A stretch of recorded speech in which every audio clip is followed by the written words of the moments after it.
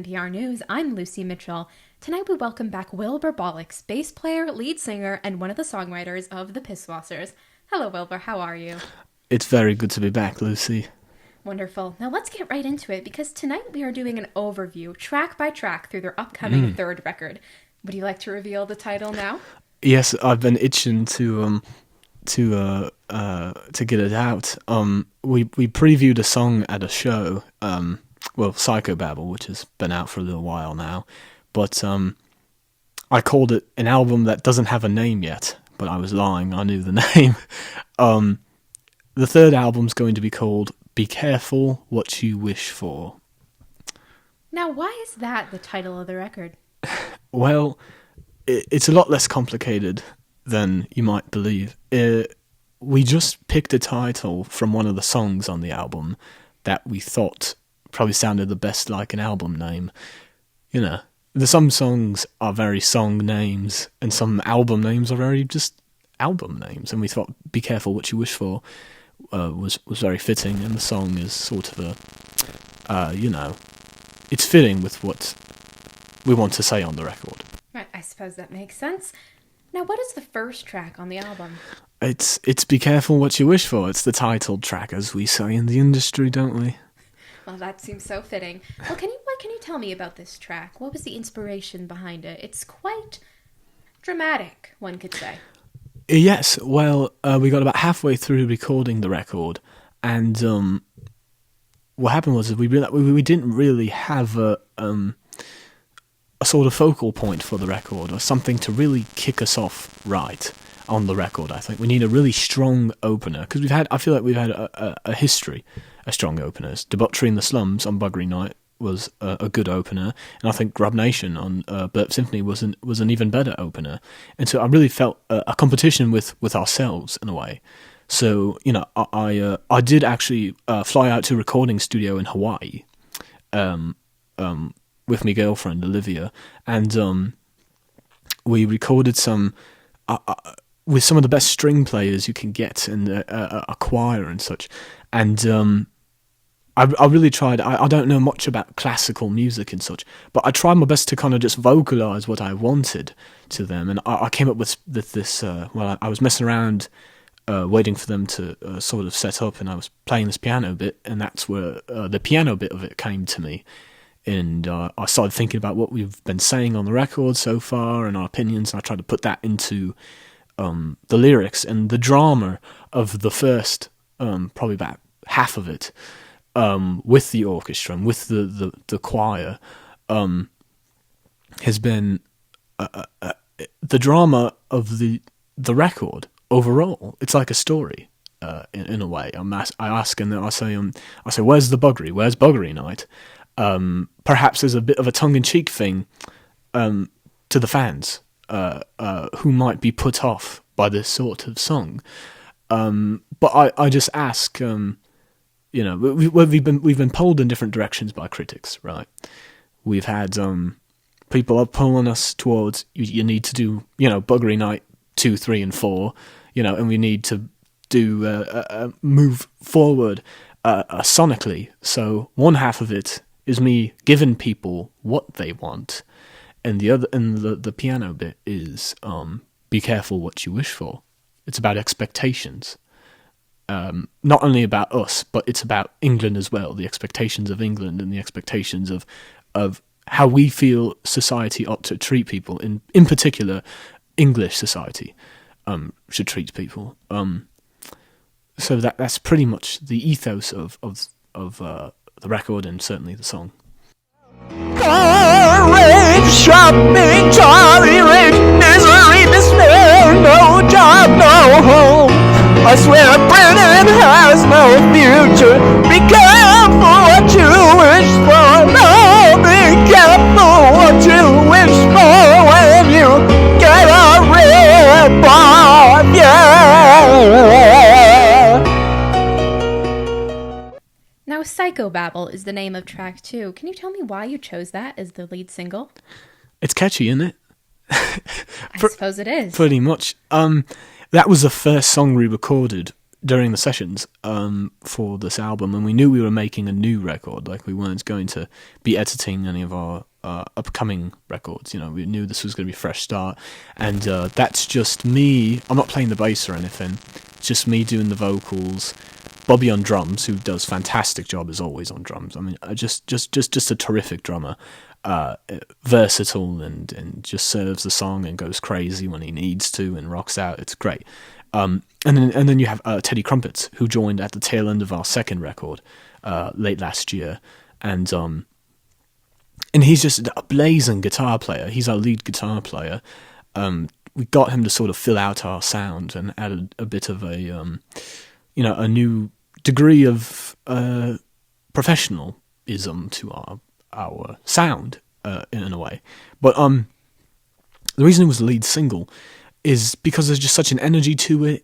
It's rather short, and we did that, and it was a one take thing, and it was just kind of that lightning in a bottle, and we kind of wanted to display it, and it served as sort of a taste tester, or something to whet your appetite for the rest of what the record may have in store.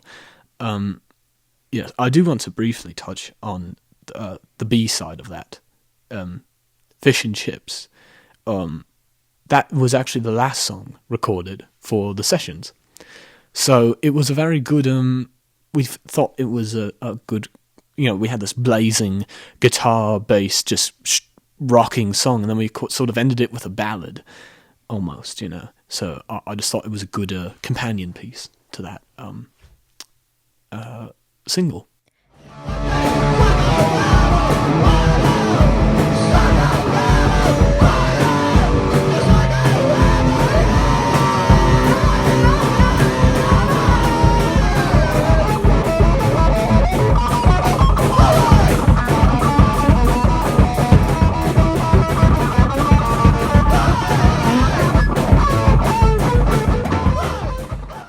I'm sure your fans agreed. Track 3 is called Criminals with Badges. Yes. It's one of the more thematically inflammatory songs on the record. How did you... Sorry, pardon me. I'm battling a bit of a cold right now. How did you anticipate the public's reaction to the song? That's Pinty, our rhythm guitarist and our other songwriter with myself. He sings the lead vocals, and he did most of the words for that one. I anticipate there's going to be some sort of... I feel this record is going to be controversial in one way or another, because we've sort of spread ourselves out more than we ever have before, branched out more than we ever have before, so, there's sort of growing pains that come with that. But I wouldn't describe Criminals with Badges as a growing pains song. I think it's a very well-developed song, and I think he's quite... I mean, Pinty's just, I think he's a brilliant, cutting... witty lyricist, I mean, he really is sort of the acid of the band in a way, and he came up with the riff, that it's this very driving thing. I played the drums on that song. Bobby was ill that day. He'd been chain smoking and drinking, and he sort of vomited, and he didn't. Anyway, he was feeling a bit ill that day, so I stepped in on the drums, and I do that scream in the beginning, and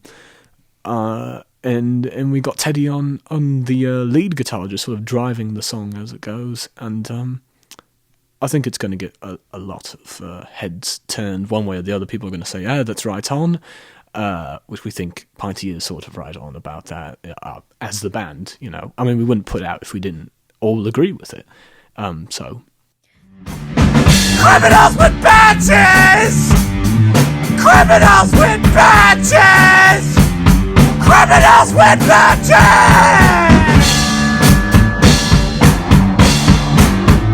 I fucking hate police! Trying to arrest me, you fuck!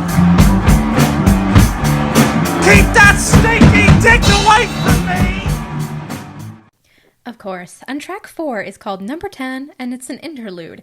Many critics have pointed out the striking similarities between it and Revolution 9 by the Beatles off the White Album. Do you have any comments on that? Yeah, it was intentional.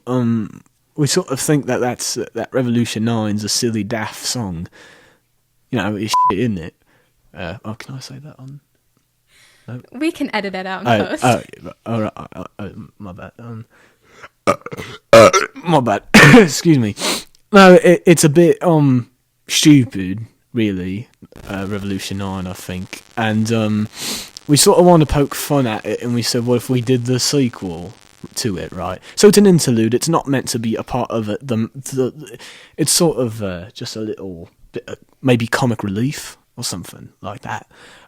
In the track list, because we sort of went from a dramatic song, Be Careful What You Wish For, into a very fast-paced, fiery psychobabble, and then into the cutting and very riff-driven Criminals with Badges. And so, to follow that up with another, hammering our message over your head song, I thought that would have been silly. We needed to break it up, and I thought that was very... that's Teddy's got vocals on that. He's playing the kalimba on it, which is what they used in Earth, Wind and Fire. So, and I played the flute on it, actually. So, there you go. Track 5 is called Sell My Soul. What can you tell me about your inspiration behind this track? It's for those people who just make records for money, essentially. Sell My Soul. It's people like the Eagles, which I mention in the song, and that's another song where it's just me singing and Teddy on guitar and Bobby on drums, and that's probably the song of ours on the third record that's closest to something like Burp Symphony or Buggery Night. Even it could have sounded like it was from then, but the guitar playing is more sophisticated. It has a great sort of sunshine pop solo, but it's just really distorted and great in that way, and we're just poking fun at Eagles, like, right, sell my soul so I can just get a little chart hit or something, which we've come into some success now with our most recent single, and I can understand the criticism that will be coming at us, like, oh look, they're selling their soul, and to that I always say, fuck off, shove off, fuck. You know what I mean, it's a bugger off, right? Whatever. Right. My bad.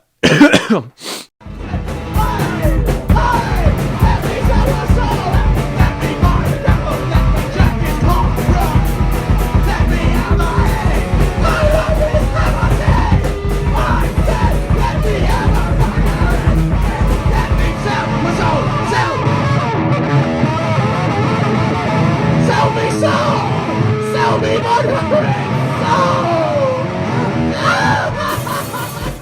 The next track is called Four Horsemen.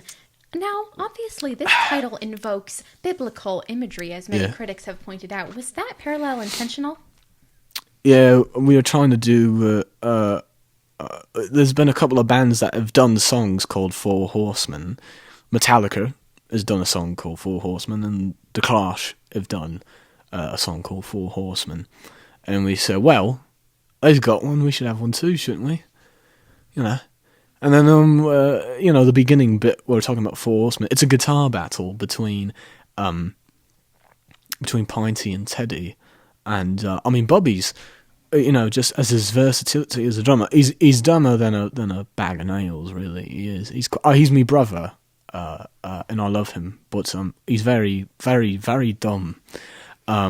He's very stupid. And Pinty's a drunk, and Teddy's a mute, basically. But, I love them all, we're like brothers in a way. But the biblical imagery is, we weren't talking about Jesus or nothing like that, but we just listened to a couple of songs about Four Horsemen, and we were like, it's like pestilence and famine and like that, stuff like that. Well, anyway.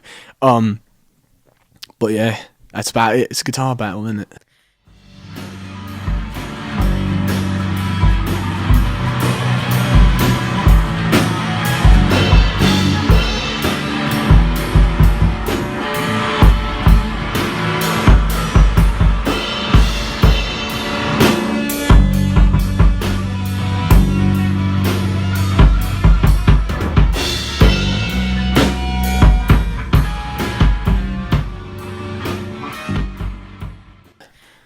Track 7 is called Tea Time. Such a title, and the intimacy of the vocals in the song Many critics have called into question your storytelling abilities and how much you've grown as songwriters and storytellers over the course of your 3 albums. How do you feel this song reflects that?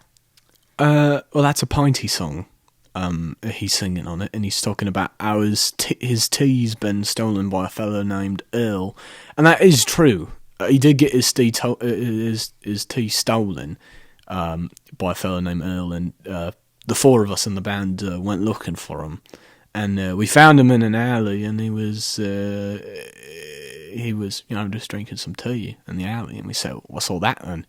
And he was like, "It's tea," and we're like, "That's our tea." And he's like, "No, it's not." He tried to argue with us, and so I broke out my club, and Teddy brought out his knuckle dusters, and Pinty got a chain, and Bobby got a big old bat, he did, and we sort of beat him up pretty viciously for the tea back. He deserved it, you know. He was a bit of a cunt, isn't he? Anyway, but yeah, storytellers, right? Yeah, I'm on acoustic guitar for that one, and so is Pinty, and we got Teddy on the bass, actually, the acoustic bass, which is on a lot of our first record. All of our first records pretty much recorded with, I use that that acoustic bass. So yeah, I feel like he particularly on this album, we see Pinty doing both as the cutting political animal that he is, and also as the contemplative storyteller on Tea Time. So it's a testament to, despite him being an horrible drunk and drug addict, and just sort of a terrible person overall. But I love him, you know. I really do I love the man. But I think it's a great testament to his songwriting sensibility. But once he stole it, I couldn't piss correctly no more. No more. I started bleeding out me wiener. Out my wiener. It hurt really bad. Painful urination, my friend. Painful urination. You can only imagine my pain. Pain. When I'm fucking spewing blood on me cock. Me cock. And track 8 is called Shag. With such a provocative title, did you have any fears about alienating a conservative part of your audience? No. Not really. Most people that buy our records are young. I don't see any 90-year-olds getting down to psychobabble, you know what I mean? So, yeah, I mean, it's about, we're speaking to the teenage audience on that one more so than any other track, I think. It's sort of like a, it's like, we're trying to say it's alright to be a little bit horny, you know, because that's what comes with it, you know. Everybody's been a teenager, everybody's, you know, sort of wanked off, but you know, and so we're just trying to talk about that mentality of like, right, I need a shag so I can get on with me life. Not even like a shag to like, you know, proper shagging, you know, even if you're just wanking it, you know. That counts, you know, just clear your mind and such, you know, whatever brings you peace in that sexual way. But, yeah, it's just like, you know, fancy shag, basically, yeah.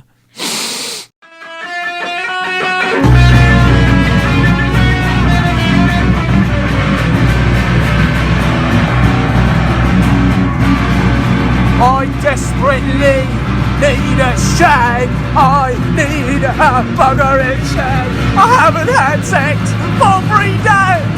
I don't have a shag. I lose me mind. I lose me mind. Oh, son, I lose me mind. Moving right along to track 9, it is called Boom and Bust. What kind of commentary do you have on the inspiration behind that track?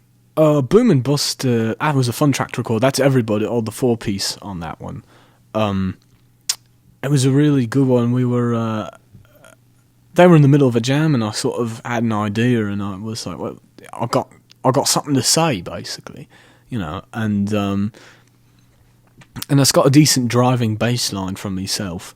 It's just kind of pulsing throughout the song, and it's got a decent chorus, and that's just another example of just like, I had a nice melody, like a vocal melody, and a decent bass line and such for it.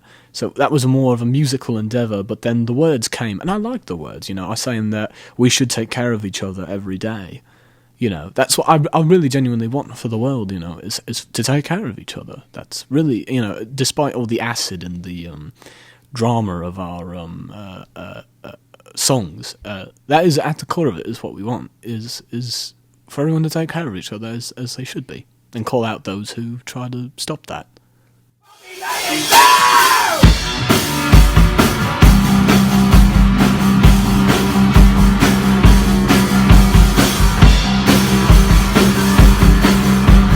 Boom and bust! There is always hell to pay! Hell to pay! Every day! When will we learn the lessons agreed? Very inspirational from the Pisswassers. Coming near to the end here, we have track 10 called It's a Drag, and this features a harmonica. What do you have to say about the instrumental shift on this track? Yeah, that's just Teddy on acoustic guitar, I'm singing, and I do harmonica as well. And I was listening to Bob Dylan, and I reckon I could do that, you know what I mean? So it was pretty good. It's about me ciggies getting stolen, and you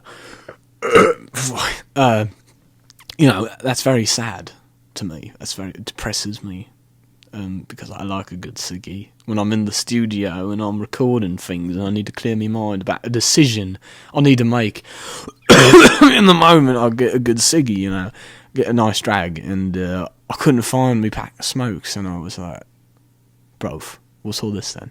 So it was a bit depressing. So we went back into the studio because I didn't have me ciggies, and I was complaining to Teddy, and he said, "You should turn that into a song, mate." And I was like, "You're right about that one." And he puts down a very, very pretty pop song about it. But I really think of our acoustic songs, because we've had songs like our very stripped down ballady ones, like "Very Well Want To" and "Crying" and such like that. I think this is probably our best one of that so far. I'm personally very proud of it, and it's a very personal song to me. It's one of the most personal songs I've put on a recording. So yeah. I realised that I couldn't have a drag no more. No drag no more. No drag no more. No drag no more. No. No drag no more. And finally, the final track on Be Careful What You Wish For by the Pisswassers, coming out this year. We have Goodbye Cruel World and My Name Is Mud 3. How do you feel about the continuation of the My Name Is Mud series, going over all three of your albums, and do you see yourself continuing it in the future? Oh, yeah, I'll definitely see it continuing in the future. The whole connecting thread it started as a bit of an in-joke between us, but it's just sort of evolved in this. It's a medley. The Goodbye Cruel World, My Name Is Mud 3. They go right into each other. It was recorded in one go. You know what I mean? So it was just a perfect way to end the record, because we didn't want to just slam another 30-second My Name Is Mud into it. You know, we wanted to do something a bit bigger, and that was actually Bobby's idea, was to do that. We were wrapping up recording Goodbye Cruel World, and he just started doing the drum beat that's on all the My Name Is Muds, and we were like, oh right. So I just said to you can hear it on the recording, I just say keep it going, and Pinty comes up and he goes, my name is Mud, he does his but it's just this sort of descent into chaos, which is sort of the Goodbye Cruel World, My Name Is Mud 3 thing is meant to symbolise the apocalypse. It's meant to symbolise the descent into, particularly in England, of everything just sort of going to, pardon me, my English, but shite. Everything going to shite. And I feel like it was very, I had a very sobering, just little piano riff at the end. Just to sort of give hope and say, look, it might all go to shit, right? But it doesn't mean that there isn't hope for the future in that way. So it's a little sobering, twinkle in the eye or something like that of it might be okay. Right. Now, Wilbur, when can we expect this album? Well, it's coming very, very soon. It's going to be around November 8th, which is election day for Americans. But if it doesn't come out then, it'll be around then, a little earlier, maybe a little later. So, around November 8th is when you can expect the record. It's done, it's mixed, it's all that. It's just on its way to the shelves, if you will. So there you go. Thank you so much for joining me, Wilbur. I'm Lucy Mitchell from NPR News. Thank you for having me.